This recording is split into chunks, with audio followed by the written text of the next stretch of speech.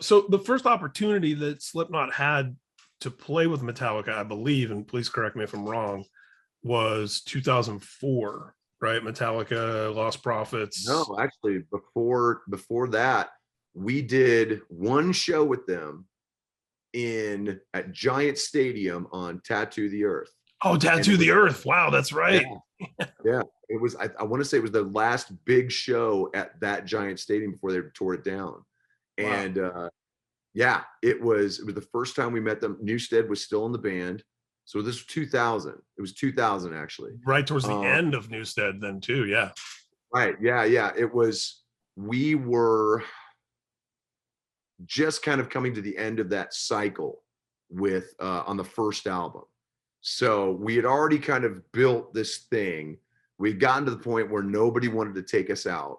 So right. We had just started. Yeah. I mean, we stopped getting offers. So we were like, all right, I guess we're just going to do this on our own, you know? Yeah. And I'm glad we did, because we went from zero to holy shit, like very quick, you know? So we were touring that, and it was our first kind of real taste of working our own festival, even though it was a one and done.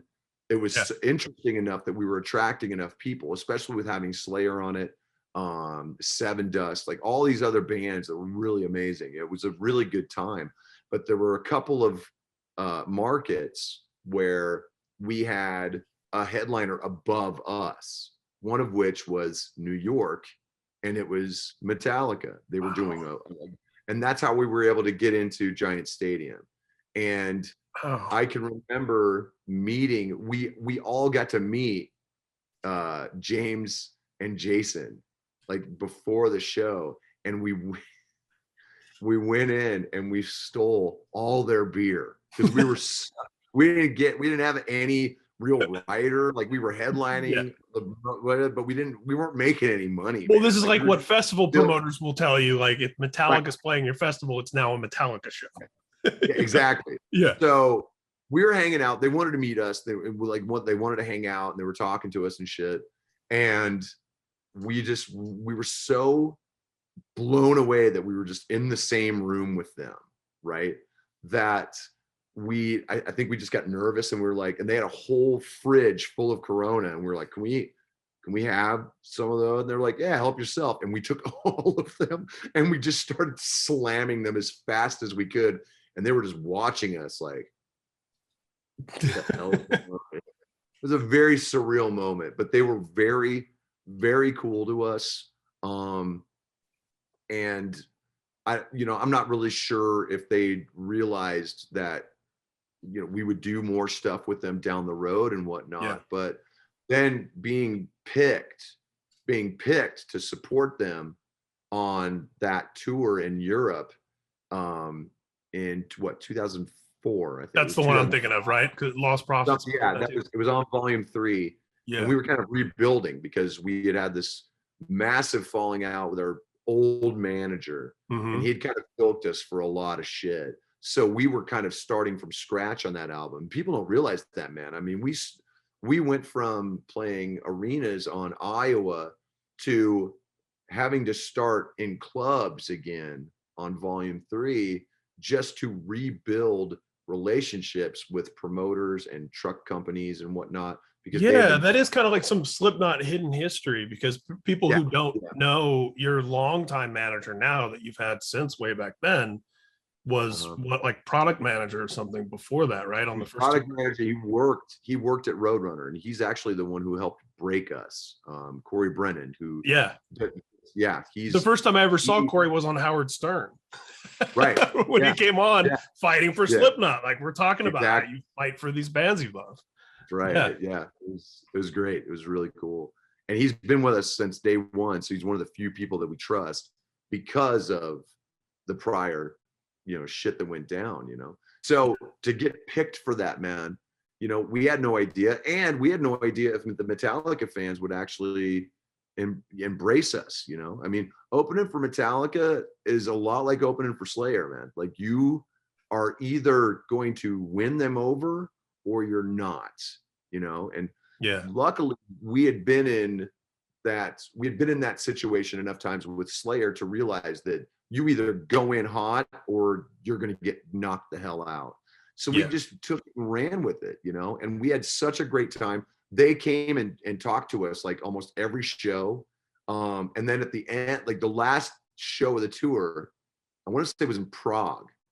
We were doing our the sit down part on Spit It Out, and here comes all of Metallica, all of their crew, and they're all in masks, and they all come out. It was amazing, dude. It was so cool. Lars immediately jumped up on Clown's kit and just started playing percussion, right? And Joey's playing, and we're like looking at each other going, holy shit, is this really happening?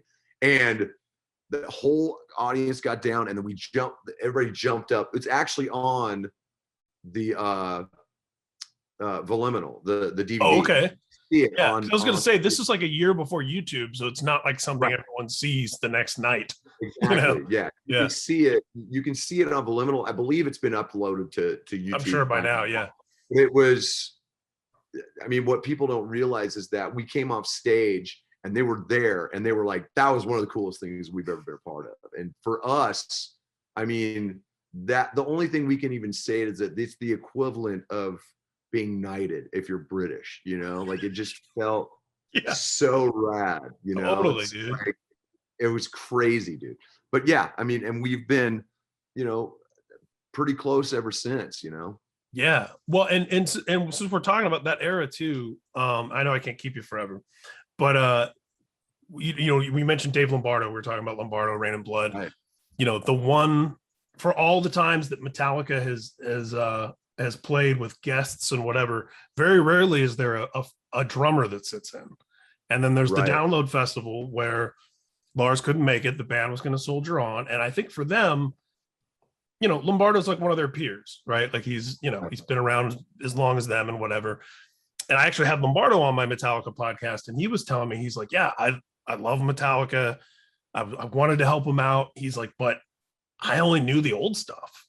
He's like, I didn't know any songs from like the Black Album, you know. He's like, so there's only so much I can do. And then, you know, as fate would have it, we have a massive Metallica fan who, like you and me, knows all these songs like the back of our hand, right? In Joey, who without knowing the inside scoop, I feel like as a fan watching it, you can almost sort of see Hetfield as soon as Joey starts, kind of like, oh, you know what I mean? Like, oh, this is going to be pretty cool. Yeah. This is going to be okay. Yeah. Yeah. And man, I have watched, you know, easily a half a dozen times somebody uploaded, speaking of YouTube, it's like a fan filmed, but it's right behind Joey. So it's almost like one of those drum videos. It's one camera, but dude, just watching him like blitz through those songs, and you can feel how stoked he is, and you can feel that sense of relief with the band where they're like, oh, we're gonna get through this show.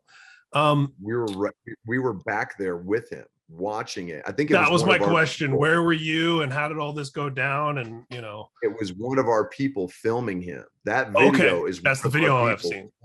Yeah, and I can't dude, it was so surreal to watch Joey playing with them, because we all grew up listening to them, you know. Of course. And Joey was shitting bricks, dude. Like he was like, I mean, he's got his mask on, but every time he'd come back and he would pull his mask off and he would just be like, how am I doing? How am I doing? And I'm like, you're fucking killing it. It was me, Paul, Clown. Like we were all standing there like fucking cheering him on. And they ended up throwing different songs at him that they hadn't planned. Yeah, man. Shit. Like they threw all the Misfits shit at him, and he fucking knew it. And they just went. And I mean, they'd have probably kept him up there all night if they could have. I mean, he played the majority of the set. So, I mean, that to me was such a fucking amazing moment for him that it was cool to be back there sharing that with him. You know, like it was a special.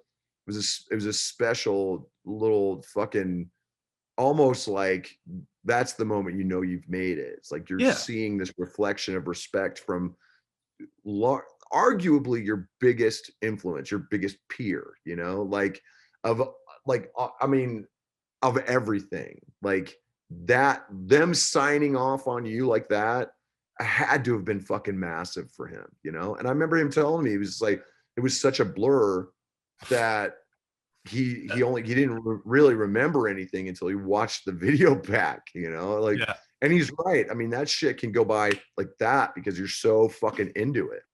Yeah, I would imagine it's like running a marathon or something where you're like, you're just getting through it, you know? Exactly. Yeah, and it feels like, as a fan of both bands, like, you know, being about the same age as you guys, and Metallica being like, you know, 10 years or so older than us, it was a moment of like a rival for like our whole, I don't know, you know what I mean? It was kind of like, here's our heroes recognizing like what they've spawned, sort of, not to get too grandstanding about it, you know, but it was like, it felt you're like, right. And him being in the mask like really drove that home so much more than if he hadn't been, because it's like there's Slipknot like in Metallica, you know, like, because he's kind of representing all of you by being in the mask. You know, it was cool, man. Like I don't know if they expected it, but he fucking went in there and he showed like not only the band but all of their fans just the level of, not only the level of respect that we have for them and the music, but that we could hold our own, you know. And I think that was a big it was a big moment. It was a big part of that. That's exactly why I think it's such an important moment. Exactly how you put it, because Lombardo's like what we would expect. It's like, well, of course, Lombardo's one of the greatest drummers of all time. He's one of their buddies. Exactly. I feel like, without even necessarily meaning to, Joey and Slipknot as a whole prove something, like you said, like holding your own, like, oh, we're not just, you know, it's such an amazing moment for that reason. And to see that, please say thanks to your friend who did the filming, because having that drum cam footage is just like, you know, chef's kiss. It was one of the first things I watched the other day, honestly. You know, went back and wanted to watch when it was like, when I'm watching stuff, like I wanted to see that again.